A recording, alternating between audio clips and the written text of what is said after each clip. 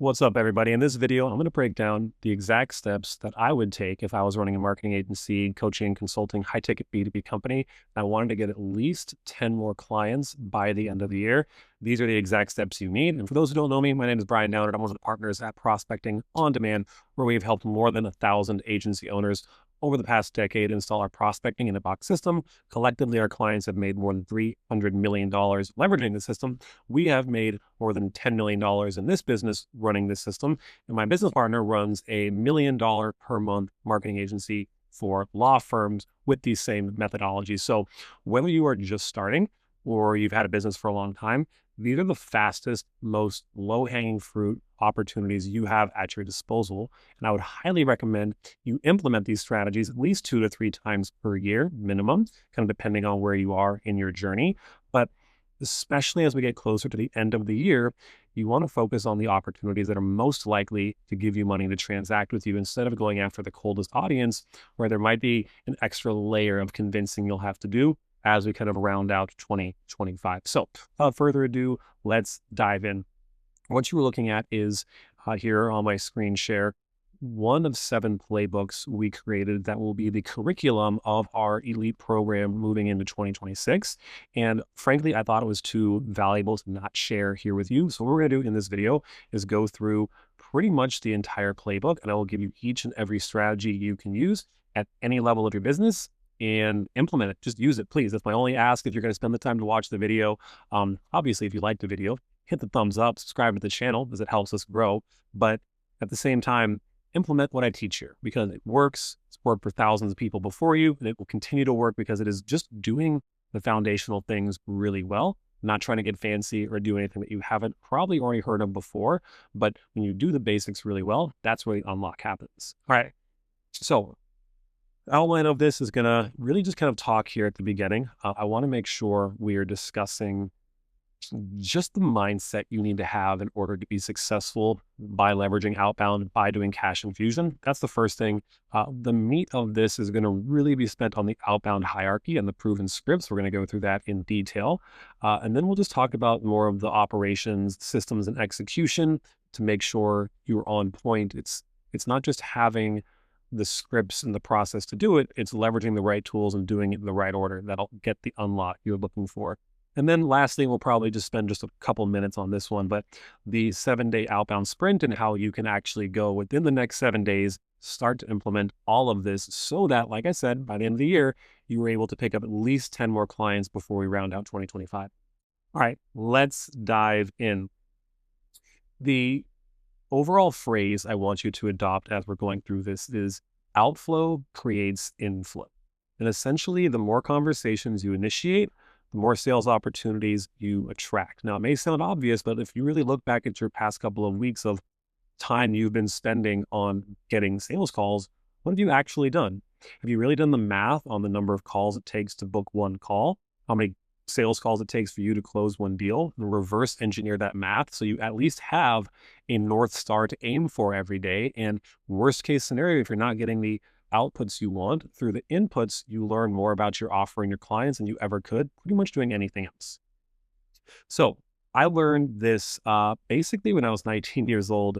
Not that I was the first to fumble upon this, right? But the idea of leveraging outbound and why I fell in love with outbound is because you control this. If all you had was a cell phone, internet connection, you can go get in front of people and generate sales opportunities. And so instead of waiting for word of mouth or referral to happen, I would actually, the hotels that I would stay at, because we were developing iPhone apps at the time, I'd send them some type of script like this, or just a message. I'd personalize it, and I would just see if they were open to feedback on their apps, because that's what we were doing at the time. And so this actually led me to an opportunity where I was able to work with the biggest Marriott hotel in all of Pasadena, California, and was referred to 3 other Marriott hotels just because I took action. I didn't wait for things to come to me. Outflow created inflow, and I want you to adopt that same mindset if you are not happy with the volume of sales calls you currently have. All right, so let's talk a little bit about the mindset again. I know like some of this to you is like, oh, this feels basic. No, stop it. Listen, the basics are important for a reason. When you do them well and you stop trying to do the fancy stuff, it works. So there's 2 kind of versions of what I would say generating leads, right? So we can distill it down into hunting and farming. So hunting is going to be anything where you are going to do right now that is, you know, pursuing direct opportunities to generate phone calls. This could be cold email, cold outreach, sending DMs on social media, going to businesses door to door, potentially even networking in person. That's kind of between these two. But besides the point, anywhere where you are going to initiate an actual conversation and not just wait for someone to initiate one with you. Farming, on the other hand, this is more like ads, content, referrals, which at the end of the day, referrals are great. They're inconsistent.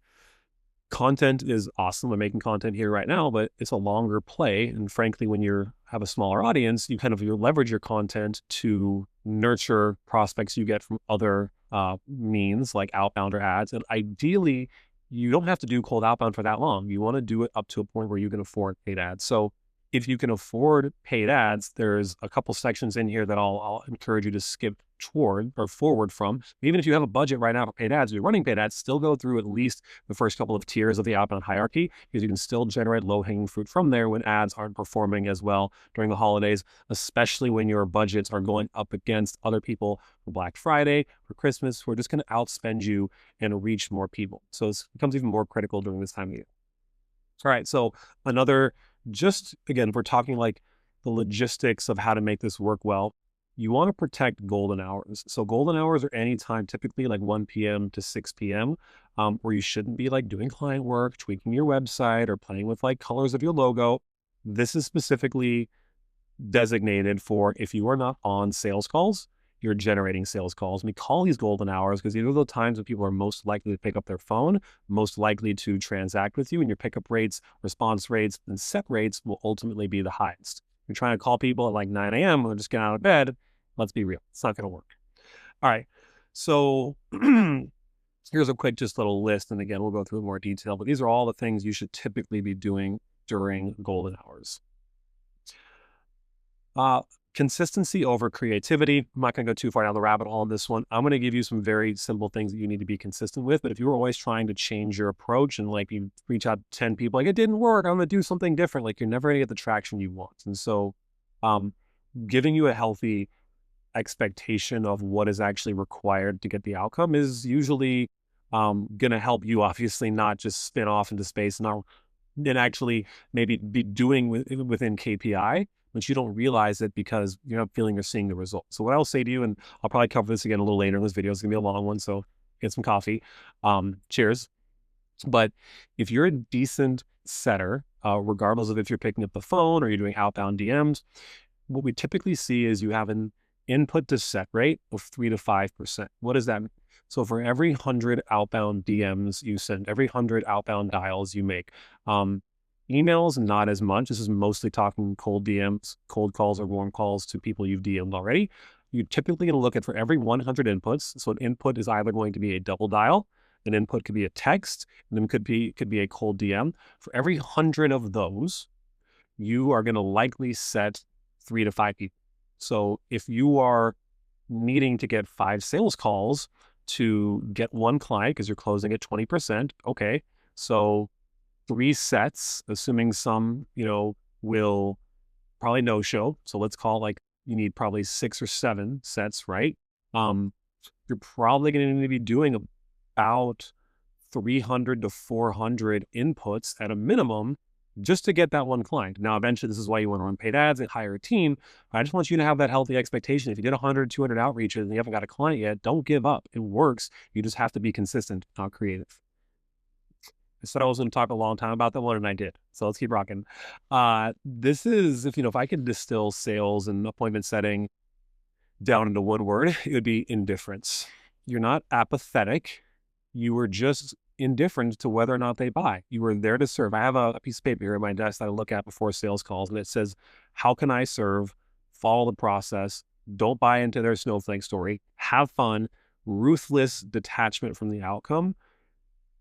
And then just do the first 3 things and the rest will flow. That one's more of like on the setting side, but regardless, the first 5 are really more for my sales calls. And I'm just like, how can I help this person? And then that allows me to be detached from the sale, because if helping them means don't make them an offer, then that's what it means. But if helping them means like, convincing them to show them they need this, and that's what's required of the job. So I'm going to do a whole long form video on our sales methodology as well, a lot of things that I've been picking up and learning on my journey. But your job is not to solicit strangers. Your job is to serve and to find people who have a pain point that you can solve. That is a big one, right? Your job when you're setting is not to sell the offer. It's to sell them on giving you time to talk about solving a pain point that they have. So when you come off too hungry, it scares people away. At the end of the day, guys, like, you got to lower the stakes in your mind. A lot of people build this up to be this big, scary thing. We're just spinning through space on a little rock. Like, the stakes aren't that high. Life's aren't on the line here. People might be a little bit mean to you. Don't let that keep you from getting to where you want to go, period. All right, so let's rock down now to the fun stuff. This is really what you probably came to this video for, and the actual strategies that you will use and implement to get these clients. And so we have what we call as outbound hierarchy. It's ranked through different tiers. So S tier being the fastest cash you have available to you. This is going to be your active clients, the 90-day leads. Why? Because those are the people who, one, are already giving you money, so are therefore more likely to give you more money or refer you people, and two, anyone who's shown interest in the past few months, again, very likely to have some level of interest in what you're doing. Now, as we kind of go down this list, we go A, B, C, D, F, it gets colder and colder. So if you are in a place where you can afford to run paid ads, when I say afford, we're looking at recommending a minimum usually of $1,500 a month, if not more, usually 10% of your top line revenue. So when you start to make 10K, 15, 20K a month, you should be spending, at least $2,000 a month on ads at that point. You can kind of skip over D tier and F tier. Not that you can't use it to supplement. I would recommend that if you're wanting more. But typically when you start to run paid ads, now your attention focuses on doing the first three here, essentially, S tier. Pretty much S tier is what you then now start to do consistently once you were running paid ads, because those all become your 90-day leads, right? So let's rock through these.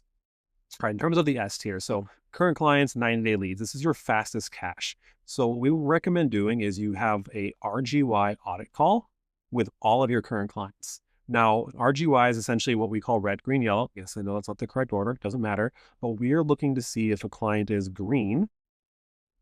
Are they happy with the service currently, right?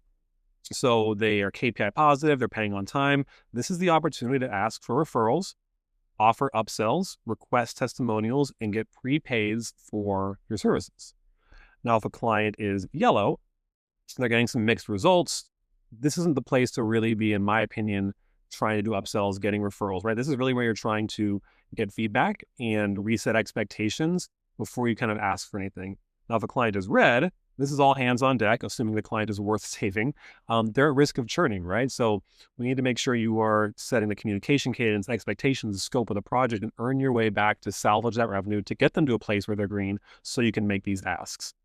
So as you're going through these, and you can pause this video at any time, obviously, for green clients, here would be, and I'll read some of these off. I'm not going to read every single one of them just to save you the time. You can always pause this and look at it yourself. These are going to be what you can say to ask for a referral or an upsell, right? So I will do the referral ask here just for fun. Like, hey, John, you've been really awesome to work with. We love working with other awesome people. Who do you know that you would maybe send business to if you were potentially maxed out? Like, I'd love to share this potentially with them too. Are you open to connecting us over a short email? Or again, just like, who do you know could possibly benefit from getting XYZ outcome? Would you be open to connecting us on a quick conversation or over a quick email? So testimonial capture or prepay incentive, also both super helpful. And you can really do all four of these depending on the level of reciprocity and, the results you've gotten for a client. So make sure this is measured. If you haven't gotten results yet, and it's been a couple of weeks or a couple of months, might not be the right time to ask for testimonials. I'll let you use your best judgment, but this is what you can do with green clients. Now, in terms of 90-day leads, right? So this is, I'll be real, this is exactly what we are doing. We're practicing what we preach, because as we're getting closer to the new year, we're seeing our ads not performing as well as they should because we're competing against bigger budgets. Like e-commerce brands just going crazy right now. So we're reactivating a lot of our 90-day leads. So any of our inbound referrals, our no-shows, any of our circle backs or not nows, proposal goes, we don't send proposals, but again, just an example here. We're going to make a short list, right? And this is going to be 10 to 20 of your hottest leads.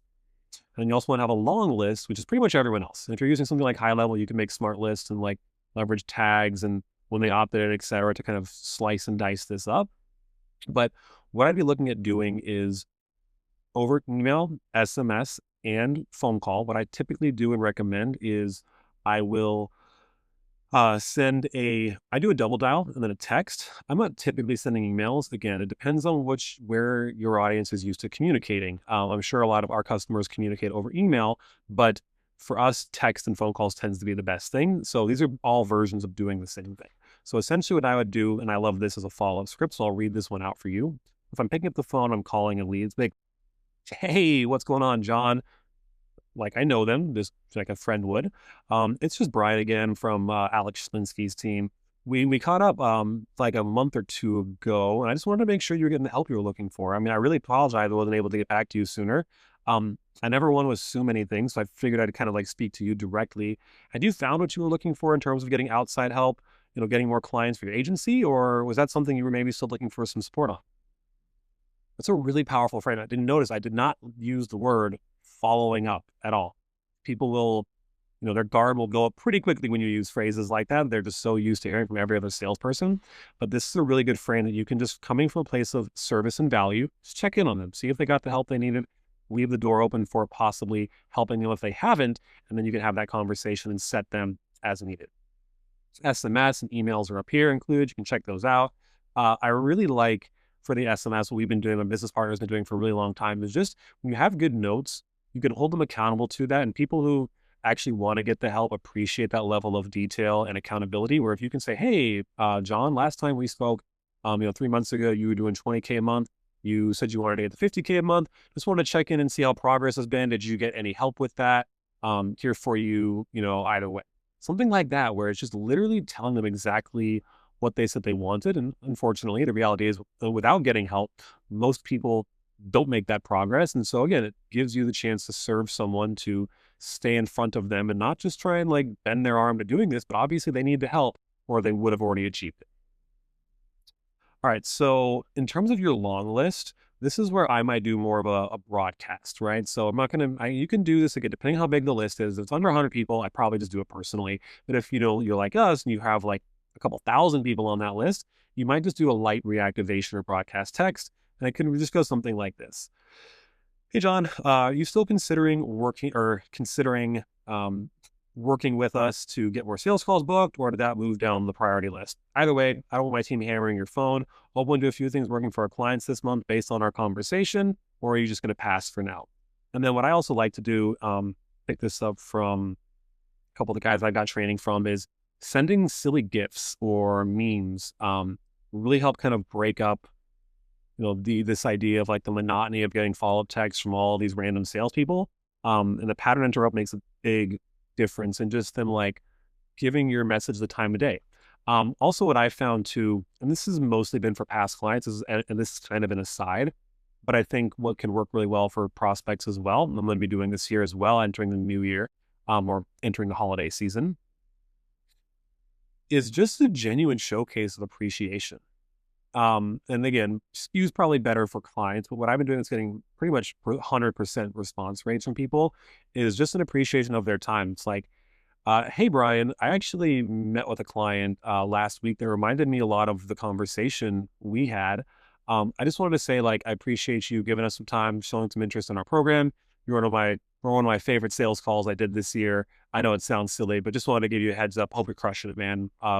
Best wishes into the new year. So if there's something that's a genuine compliment or, hey, what's up? Like, hope you're doing well, and no ulterior motive, that allow you to, after you get a couple of responses here, to then angle that towards like, hey, to just push or to push this goodwill forward, push it in the word I'm looking for, but to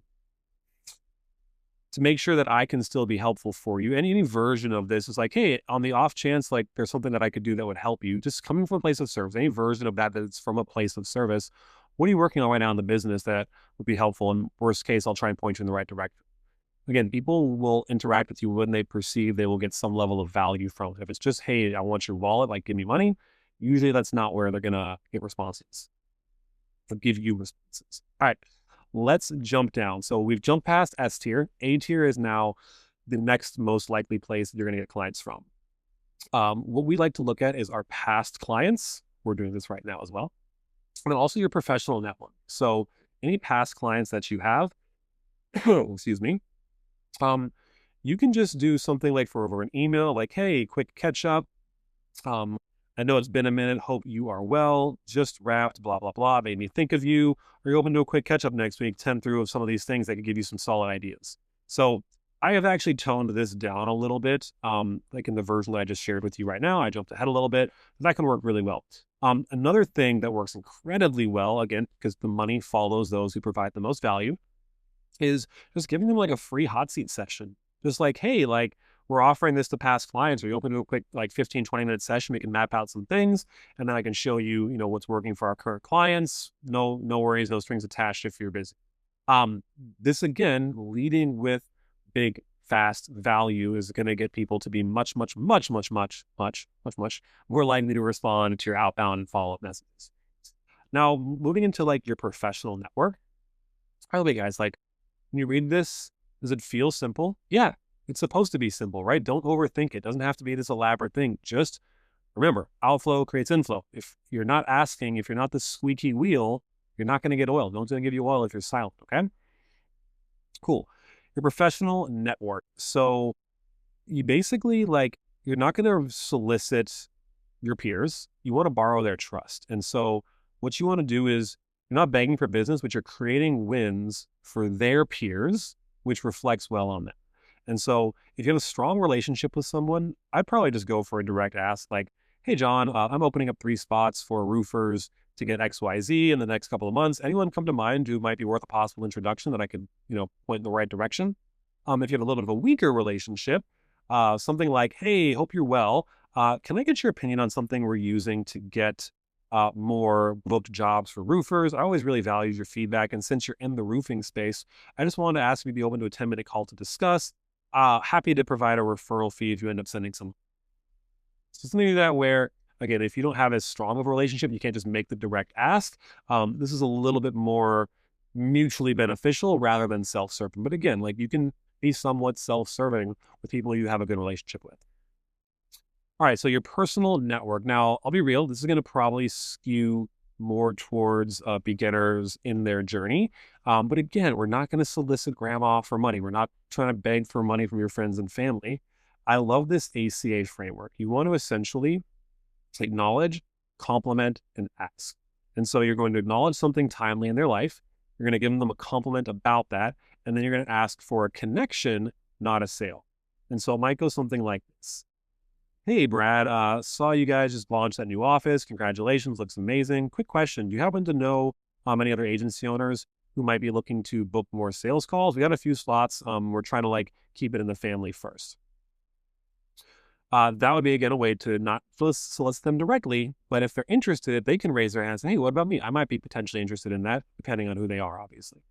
All right, cool. So there's an email version of that more. And like I said, if they lean in, you can book a call with them. Otherwise, ask for introductions so you're not just burning bridges and making it. Because no one wants to do that, right? I get it. I'm not going to ask you to go try and beg them for clients and business. All right, cool. C tier, social hand raise and local associations. This one's pretty direct. And again, depending on the size of a social media following you have or how long you've been doing outbound or sending DMs or what people you're connected to, this may work better for some rather than others. But I really like social hand raises where you can post 1 or 2 of these to your personal Facebook or LinkedIn. And again, guys, keep it really simple. Do not overthink this stuff, right? If no one ever comments on it or does anything within a week, great, delete it. Who cares? No one has to see it. Don't worry that much about trying to prove or not prove something to people you barely know on social media if you barely talk to. Let's be real. I need that advice just as much for myself as I am giving it to you. So you can say something like, hey, any of my friends know a roofer, tag them below. Or anyone, I helped a local HVAC company, double their bookings last month by starting to, help them run Facebook ads. Anyone knows someone who might be looking for something similar? Or like, hey, I'm looking for, a qualified dental surgeon in the area. Who would you recommend? That one's a little more, Trojan horse-esque, meaning like you're not being super forthright, which some people might not appreciate. So use that one lightly. Or local, niche specific associations. So you see niche specific is underlined and highlighted. That's because you really want to make sure you're not just doing like these random meetups or mixers. Those tend to not be great. And you have other business owners who are kind of, you know, looking for the answer that they don't have themselves. You want to do something niche specific based on whoever your ideal client profile is. Best would be to sponsor and get a booth and speaking time on stage. Better is just getting a booth and actually like having like a footprint in the area where you can show up and talk to people. Good would just be like attending, right? If all you can do right now is attending because you don't have a huge budget, it's fine. Go attend them, go shake hands, go meet people face to face, create connections that way. There's this phrase you've probably heard before, but it's called like, know, and trust. And the more that someone knows you, likes you, and trusts you, the more likely they are to do business. All right. So if you don't book calls on the spot, obviously get contact information as best as you can. Here's a little bit of a sequencing you can use to send to them post event. All right, now we're starting to skew cold. I'm going to go through this one not super fast, but bear with me because it's super valuable. If you were like, hey, Brian, I've done all the other stuff. I've exhausted all my low-hanging fruit. I can't run ads yet. I hear you. I get it, right? So what I'd be looking to do is starting with cold DMs on Facebook or Instagram, maybe LinkedIn. I love LinkedIn, but I've just seen it not be outbound messages are not as welcome anymore, and they've made it very restrictive to be able to do that. You can do it if you're coming from a place of legit, like I want to connect with you. Let's learn more about each other. What would be mutually beneficial? But then you're gonna have a lot of conversations with people who don't have a lot of intent. I'd rather be direct with people so they know what my intent is with coming on the call. I want to sell you something, so that I'm not like tiptoeing around that conversation. All right, so the bonus here is basically this idea of warm calling, where I'm going to talk to you through a cold call script in a moment, but if you can call someone and then reference a previous touch point, like, hey, Bob, we had connected on Facebook the other day. Not 100% sure if you got that. So I just want to personally reach out. That's a really good little bit of a foot in the door, pattern interrupt that will make cold calling a little bit warmer. Not all the warm, not like they came in just from an ad 5 minutes ago, but it will help you so much more when you initiate conversations in multiple places, because you can do what we call essentially a carpet bomb approach, where you're hitting them up through multiple channels, but you're also not just waiting for them to get back to your DM. Sure, in the perfect world, lots of people are DMing you back, you're generating conversations and sales calls that way. But if you want to manufacture luck, pick up the phone, call it. Cool. All right. So I call this the Trojan horse. Shout out. I think I picked this up from Cole Gordon a couple of years back. His team was doing some outreach like this, and I thought it was amazing, and I adopted the idea, and it worked incredibly well for me and a lot of our clients too. So what you're going to do is you're going to send a DM plus a voice note with basically a direct request to pitch them your services. And here's what it's going to look like. Again, Facebook, Instagram, LinkedIn, I don't really care. Go on the platform where you're most likely to get responses from your clients. If you're working with beauty companies, probably go on Instagram, not LinkedIn. Or if you're working with accountants, Facebook, LinkedIn, probably over Instagram. I think you get the point. But I'm going to send them a DM. And it's going to say something like, hey, Brad, quick question since I saw XYZ context, right? I saw you guys were advertising on Facebook. If you're getting a D7 lead finder list and they're advertising, or hey, Brad, quick question since I saw we share some mutual Facebook groups in the roofing space. And then you're going to go ... And now you're going to send a voice note.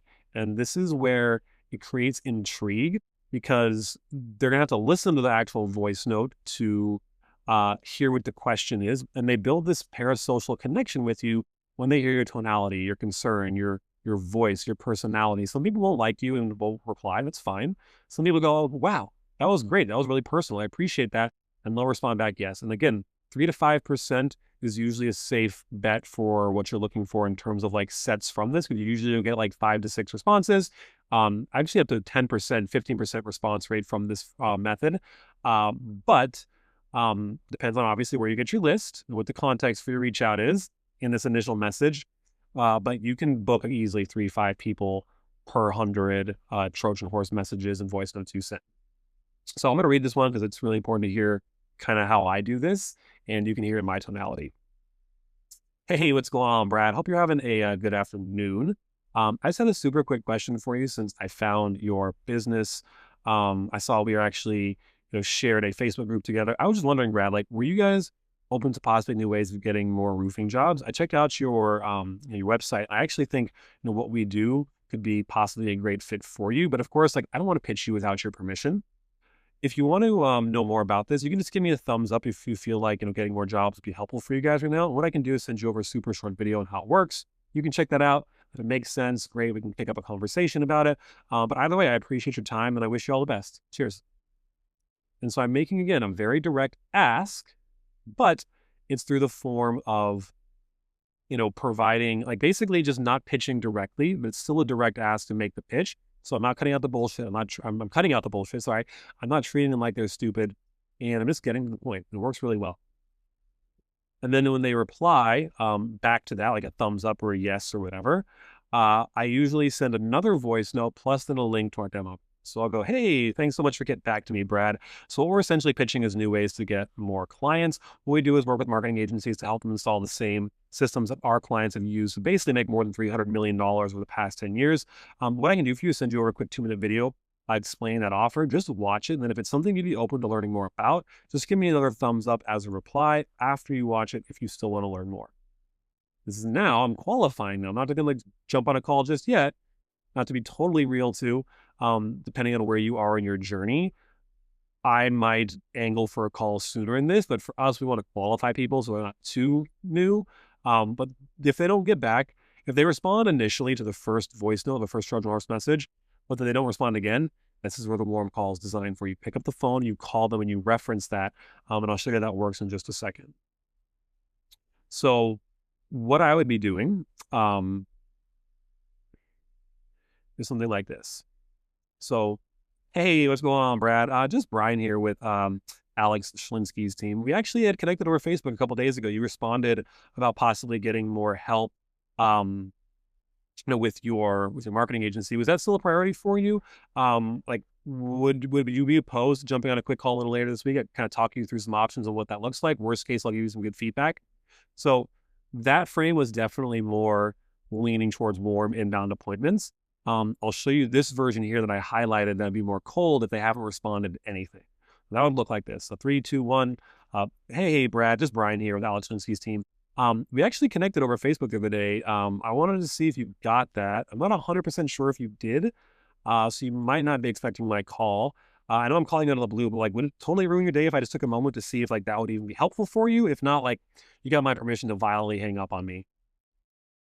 I like this approach because it uses a little bit of humor. It references a previous touch point. So they're like, oh, wait, did I get that? Who's Brian? What is this about? And so it gives them some pause and they have to think about it. And then you can get into your line about, hey, I just want to reach out personally, cut through the noise. Well, like, ruin your day if I just told you what that was about here, and then we can see if it's even relevant or worth connecting later. So again, coming from a place of indifference, a place of service, will this help? Are you interested in potentially this outcome? If not, no worries. We can, not have to talk. You can violently hang up on me. I like that joke. It usually gets people to laugh. So I'm jumping around just a little bit. Here's a cold email or again, cold DM variant. If you didn't want to do the voice note, I still highly recommend doing the voice note, but here's a version you could do if you're going to go more templated. Here's obviously, actually I lied, not obviously, and I have to explain it to you. I thought there's a little more insight here. What I really want to focus on is another version of this works well for phone calls, DMs, etc. Something I call the QPE framework. Basically, you want to ask a qualifying question, a pain question, then extend the olive branch. And you can see versions of that here. But this is also another really powerful way to set appointments from cold DMs if you're not going to do the voice notes. Just because it gets people to very easily engage with you, open up the conversation with binary questions, figure out if they're qualified, what their pain point is, and then very quickly make an offer to help them with that instead of just like forever going back and forward and playing a game with 21 questions. So a little bit of a outbound email flow sample you can use if you want. Again, carpet bomb, hitting out from multiple channels. I personally believe, again, especially if we're not at a place where like, hey, I want to scale up outbound to have that be one of my main acquisition channels. If you're like, hey, I want to use outbound to as a means to an end to get to paid ads, um, then this is like where quality, high touch over quantity is going to be the name of the game. If you're just trying to like send 1,000 emails a day, like that's gonna do it for me. Like, no, it's not. You have to be sending like 10,000, 20,000 emails a day for that to really work. So keep it on the social medias where they can see your face, they see you're a real human. I sound like an old person. The social medias.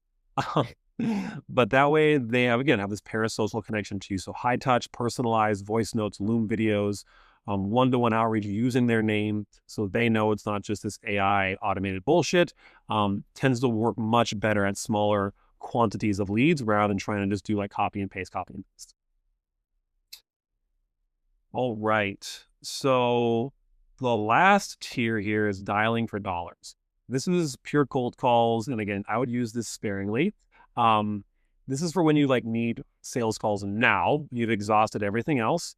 If you're waiting on replies from other tiers and you want to kind of keep the momentum, or you just kind of like want to take fate into your own hands and you're tired of winning, right? And so here is the effective framework that I've seen work really well. So I'd be like, hey, Bob, is this a bad time? Yeah, so I actually work with similar companies like yourself, like HVAC companies.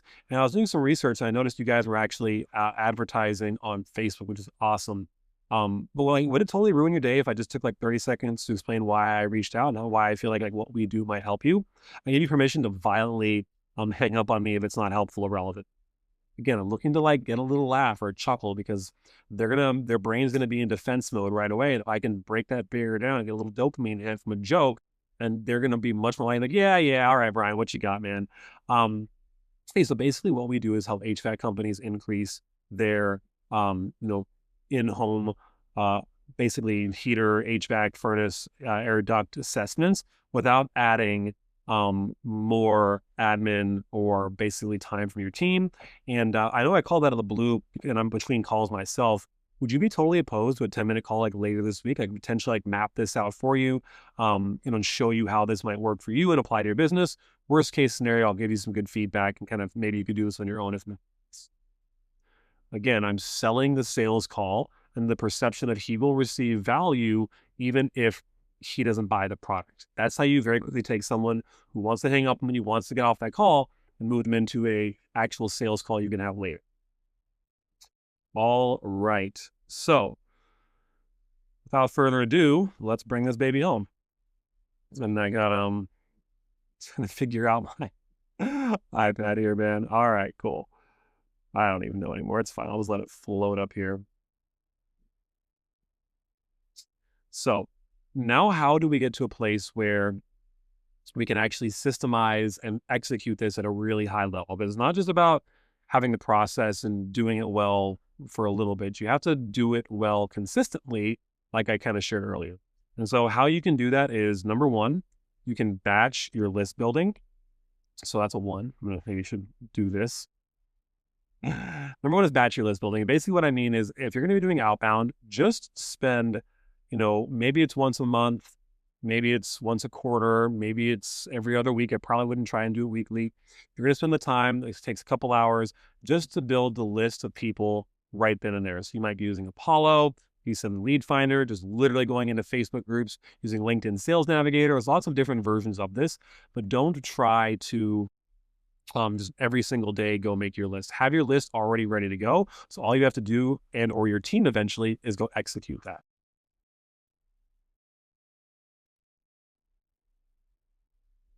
All right. So what you also want to make sure you're doing is, and I mentioned this earlier already, right? This is a pretty easy and obvious one. Match your ideal client profile to the platform you're wanting to do outreach. I'm not going to go too much further down that rabbit hole. That one's pretty obvious. Now, this one's pretty damn important. So if you're, starting to like get tired of this video, please buckle up because I promise it's worthwhile and this will be helpful for you. So we have this rule of 100 where essentially what I'm wanting you to do is every single day, we should be doing at least 100 outreaches. So these actions, again, could include all these things listed here, Could be cold, warm DMs, cold, warm emails, calls made, voice notes, video notes, social hand raise, comments followed up with referral asks. And every day you want to do 100 spread across all those channels, right? So here's a really healthy example of like if you were a solo operator owner trying to scale up, what I'd be doing, right? So maybe I'd send 40 cold Trojan horse DMs. I'd ask for 10 referrals from my personal network, my current clients, past clients, people I know, and then I'd be making 50 phone calls to my short list or people who have replied to anyone here in the Trojan horse. And this is a really healthy cadence because I really recommend that 50% or more of your inputs are outbound dials or warm calls. You should be doing more, frankly, but I want to get your toe dipped in the water a little bit, right? A lot of people aren't used to like, what does sales really look like? So this is a healthy expectation to start with.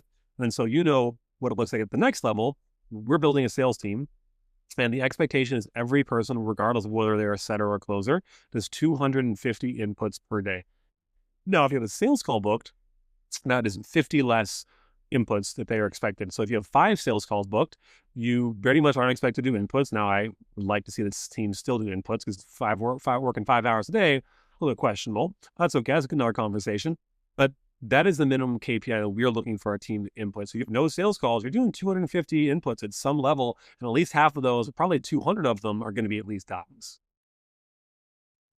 A lot of people significantly and severely underestimate the level of volume required to actually get the outputs they want. So just usually whatever you're thinking you need to do, probably put a 10x multiple on that. All right.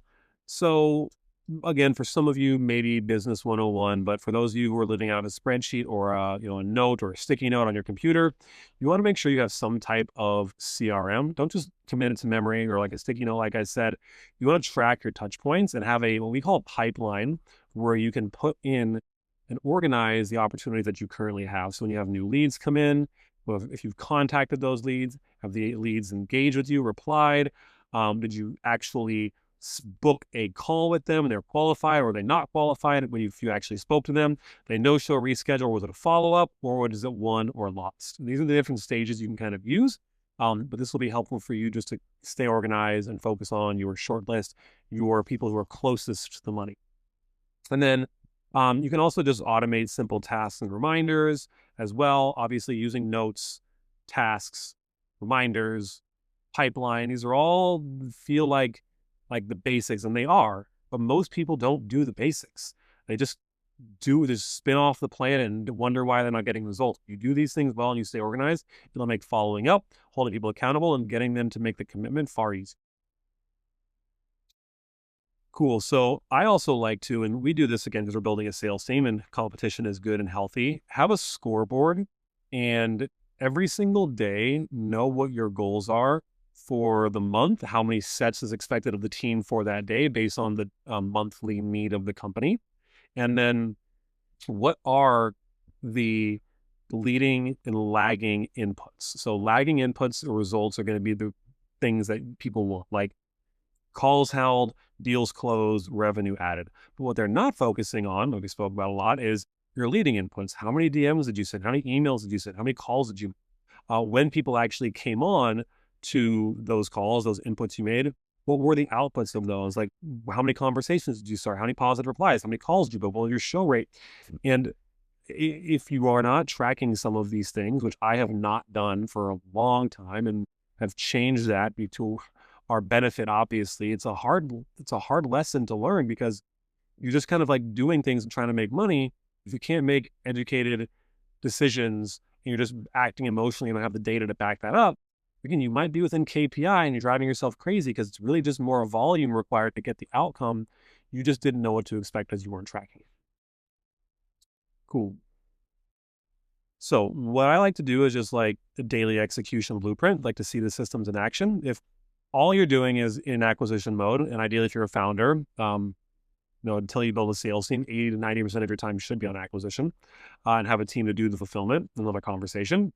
So your mornings after, obviously, like, any initial things you might work on in the morning for the business, probably client projects, etc., family time, gym, whatever. This is admin and prep your list for review for your day's 100 outreaches. Then you're going to send your initial emails and DM touch points.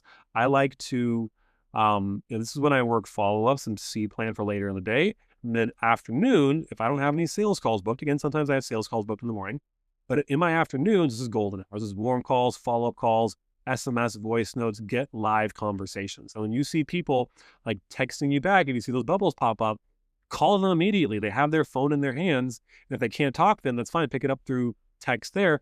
But my goal is everything is a means to an end to get them on a phone call, right? Now, a phone call to set them for then a Zoom call where you can sell them.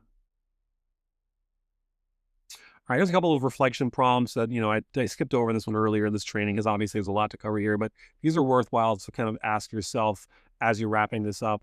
Are you batching your lists? Are you building, or are you trying to build them daily?